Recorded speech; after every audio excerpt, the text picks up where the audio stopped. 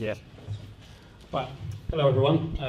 My name is Mark Horsfield. I'm a Business Services Manager at Plus Accounting, and today I'll be talking to you about Tax Incentive Scheme, VGTR, VGEC, some VAT advice, and some general accounting and tax matters.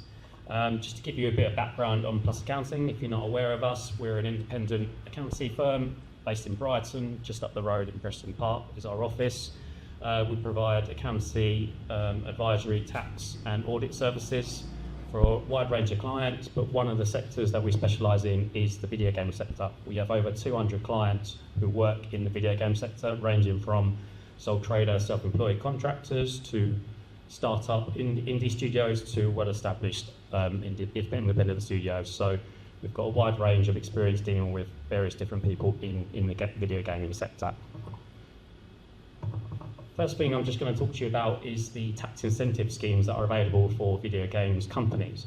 So there is currently two schemes in place. The original scheme is a video games tax relief scheme, and the new scheme is called the Video Games Expenditure Credit. I will try not to say that too much. So the way they work is essentially a way to try and provide financial support for video games clients who are developing their own game. What I will mention is this is a limited company tax scheme, so you have to be a limited company. It's not available for self-employed individuals or partnerships who are developing their game. You need to have a limited company to be able to get this tax scheme available to you. The way it works is I can just probably do a quick example to show it. A video games company which has £10,000 worth of core development costs. What HMRC give you is an 80% enhancement on that cost, so essentially adds £8,000 of value to those costs you incur. Now, if you're a loss-making business, what you can do is trade those enhancement losses for a tax credit, so essentially getting money back from the revenue, which is a rare occurrence. So for the £8,000 enhancement that you get, you'll be able to receive £2,000 back. So you spent £10,000, received back £2,000. So that's generally, in the simple terms, how it works. If you're a profit-making business and you have a video games development going on, it works slightly differently, but you'll still be able to benefit from the £8,000 enhancement, but you just won't cash in the loss. You essentially offset that against your other profits once your game's been released. So you still benefit even if you're a profit-making business. So recently they've done a reform of the creative industry tax reliefs that are available, and what they've brought in is this expenditure credit scheme, which is going to eventually replace the original VGTR. The main differences from the original one is the headline credit, which is 34%, so you would think that's fantastic. It's 34% compared to 25%, which is true, but the way it works is the 34% is applied to the 80% enhancement. So in this example, the same level of cost, the credit available would be $2,700 once you do the calculation there. But the way it alters is that this credit is going to be subject to corporation tax. The previous 25% credit on the old scheme was an after-tax enhancement that you received. The new one is the credit that you get back. They're going to charge a corporation tax charge on that. So depending on what your tax charge is, you might not get as much as what you think. With this example, taking 25% off, it brings your credit due back to around £2,000. So it's not too dissimilar to the original scheme if you look at it in simple terms. One of the big points on the new scheme is that it's UK only expenditure. The original VGTR claim, you could usually use contractors who are based in the European Union and include them in your claim. For the new scheme, it's going to be UK only, which with Brexit, they're obviously trying to promote UK only businesses and encourage you to bring on staff and contractors who are based in the UK, so that's why they've sort of changed it. The advantages at the moment is that this new scheme is available now. The original scheme is going to be available until April 2025. So if you have started your development of the game before April 2025, you can still use the old scheme if it's more financially beneficial for you. If it's going to be financially beneficial to be on the new scheme, you can use that one instead. If your game development starts before April 2025, you can continue using that scheme up until April 2027. So you've got a good 2-3 years to make use of that scheme if it works out financially more attractive for you. In terms of how you apply for it, so what you need to do with your game is essentially show that your game is culturally British. To do that, you will send an application to the Film Institute, BFI, and you need to pass the cultural test. So the cultural test has a 16-point out of 31 requirement. So there's various different criteria that you have to meet to showcase that your game is culturally British. It's split into 4 sections, A, B, and C, and D, and it's based around content, contribution, hubs, and personnel. So we include things like having a script writer who's based in the UK, or your setting is a UK-based setting, or your use of the English language, things like that. That's what it's all based on.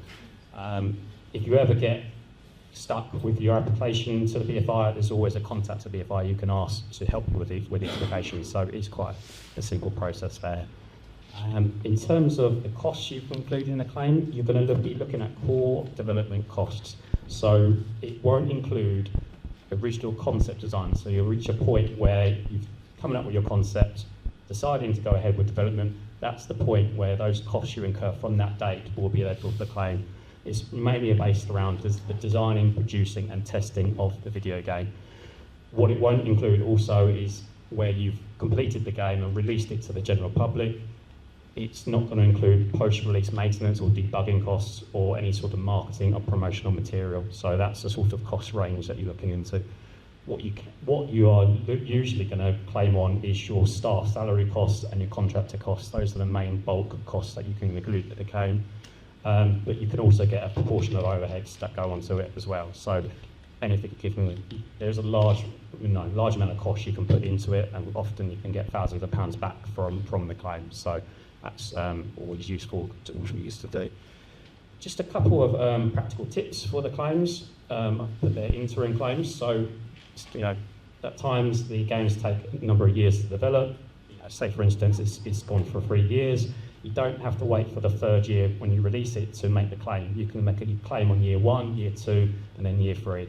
So that helps with your cash flow because, it helps with your cash flow because you can make claims and get some money back as your development goes on. So it's crucial to various businesses to help fund the game development that you're doing. And the last one I just want to mention is just on the BFI application. I mentioned sections A, B, and C, and D. My advice for that would be, if you are going to do an application, try and get your points in sections A and B. If you can't get the 16 in A and B, go to D.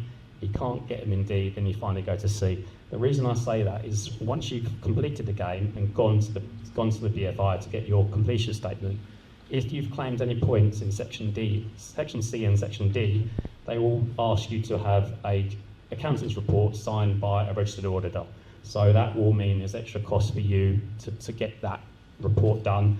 Section D is based on the personnel, so often when auditors just checking passports and addresses to verify that they're British.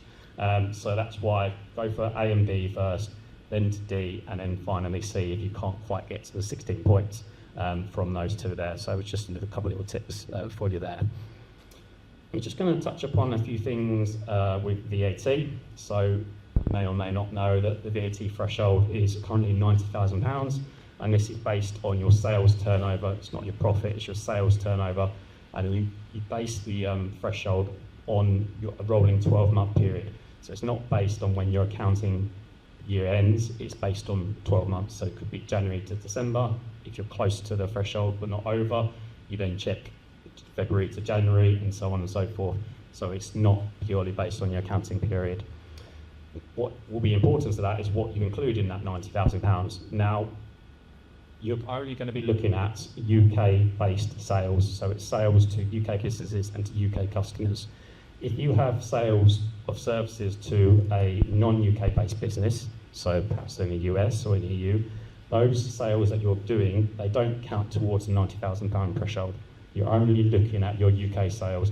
Everything else will be outside the scope of UK VAT. So you might not hit, even though your turnover might go over 100,000, 90,000, sorry, it might not, you might not have reached the VAT registration threshold and might not have to apply because you might have some non-UK sales in there. If you do reach a point where you have to register, it's a simple online application that you have to do. It's fairly simple. It asks various details of the business and an estimate of your turnover for the next 12 months. So it's quite easy to do. They're a bit slow at the moment in terms of processing them. They used to fly through a few days and you get your VAT number back, but I think they've had some fraudulent cases in recent times that they are more stringent in the checks they do on your application. So you're looking at a 4 to 6 week time frame to get a VAT application through and approved. So it's a bit longer there. Once you're VAT registered, as part of the application, you decide whether or not you're going to do monthly, quarterly or annually returns. The most common will be the quarterly returns. Monthly, there's a lot of admin involved with monthly returns because you've got to do 12 returns in a year. Annually might sound great because it's just one return for the year. However, you get into the realms of estimating VAT liabilities and then putting payments on account.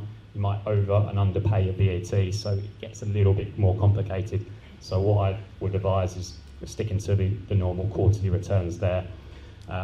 What you can do is once you're registered, you get a choice of how you account for your VAT. The best way is two options. You can either do it on a cash basis, so as and when you receive money, as and when you pay money out, or you do it on an invoice basis, so when you send out an invoice, you pay the VAT across on the return. Cash is the simplest one to do for smaller businesses because you don't pay the VAT across until your customer pays you. If it's a case of you've done it on an invoice base and you've got a late payer, you might be in a situation where you're paying across the VAT to HMRC whilst not actually receiving the money from them. So cash basis, if you can, is a good way to help manage your cash flow for VAT. Quick one about how you do the submissions. So they brought in a system a couple of years ago called Making Tax Digital. Once you're VAT registered, you need to have a system which is digitally linked towards HMRC VAT system. The big ones are sorts of Xero and Sage and QuickBooks. Those sorts of platforms you need to have to be able to submit your VAT returns. So that's what you'll need once you get going on that. Just one practical tip I just want to suggest with the VAT returns, where I mentioned about the non-UK sales threshold that you have. If you do have plenty of sales to the non-UK clients, there's nothing stopping you voluntarily registering for VAT, especially if you're incurring a lot of VAT on your costs, but obviously don't have to charge VAT on your sales. What you can do is weigh up the benefits of being registered and the admin time, potential cost of accountancy to do VAT returns against what you can claim back on your VAT returns that you're incurring. Hardware costs, administrations, if any contractors charge you VAT, as long as you're a legitimate business looking to generate sales and bring income in, they won't deny you registering voluntarily, even if you've not gone over the VAT threshold. So it's worth looking into if you're in that situation. Just a few general matters I just want to raise. I've obviously talked about limited companies. If you are developing the game yourself, perhaps outside of your normal role or looking to set a company up, what you can do is set up a limited company, and it's quite simple and easy to do. It's an online application. You'll need to have a limited company name. You can often set yourself up as a director, minimum one director in the company, minimum one shareholder for a standard company. The easiest way to do it is one share or 100 shares is the most common way to do it. And once you're set up with Companies House, they then issue a incorporation certificate that allows you to go and set up a business bank account, and off you go with your limited company. In terms of the taxes you might be subject to, so if you generate profits, you'll be subject to corporation tax, which will range between, at the moment, 19 and 25%, depending on your profit levels. If you take on staff and you run a payroll, you'll have PAYE income taxes and national insurance contributions to deduct from your employee and potentially pay employers an NI on your cost as well. Pay that across to HMRC. Often it will be monthly submissions that you do, and you're potentially paying monthly and quarterly there. One other thing with payroll as well is if you take on an employee and paying them over £6,000, you might have potential workplace pension regulations to meet. So there's quite an administrative burden taking on staff, but it's must. In terms of what your submissions are doing, so with the limited company, you've got three main ones. You've got the limited company accounts, which incorporate everything you've done in that year. That goes to Companies House. You have the corporation tax return, which will report if there's any tax payable on your profits there. That goes to HMRC. And there's a statement called the confirmation statement, which is essentially a statement that says who's the controlling party of that company. So that's the three main ones that you have. Just last point I'm going to talk to you about is just about managing cash flow, really. So when you're involved in your game development-wise, especially if it takes a few years, it's important to think about a budget of what your income and what your expenses are going to do to be able to get that game to release. There's nothing more frustrating than seeing a client who's mid-progress with their game and they've had to abandon it because of lack of funding. It's very difficult at the moment to get publishers to, finance your games. It's ever more competitive trying to get the funding there. So the best thing you can try and be prepared for is to have a budget in place, help with your cash flow, and try and identify any time frames where you might be short of finance and look elsewhere for third-party finance or whatever it is. Yeah, best way to be prepared. And that's everything from me. I'll be happy to take any questions if anyone wants to ask me. Thank you.